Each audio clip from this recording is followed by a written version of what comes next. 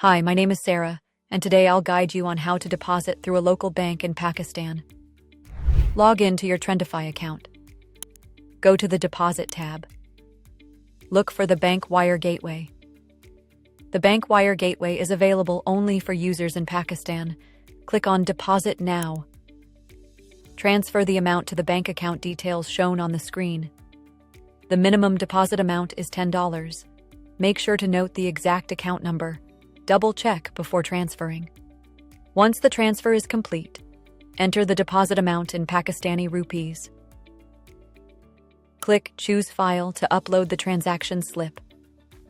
Input your security PIN. It was sent to you in the welcome email when you signed up. If you've forgotten your PIN, click Forgot PIN to receive a new one via email. Click on Deposit Now. Your deposit will be verified within 5 minutes. Once approved, the deposited amount will appear in your wallet balance. Now, you're ready to make a demo account or a real account to start trading. We'll cover that in detail in our next video. Thank you so much for watching.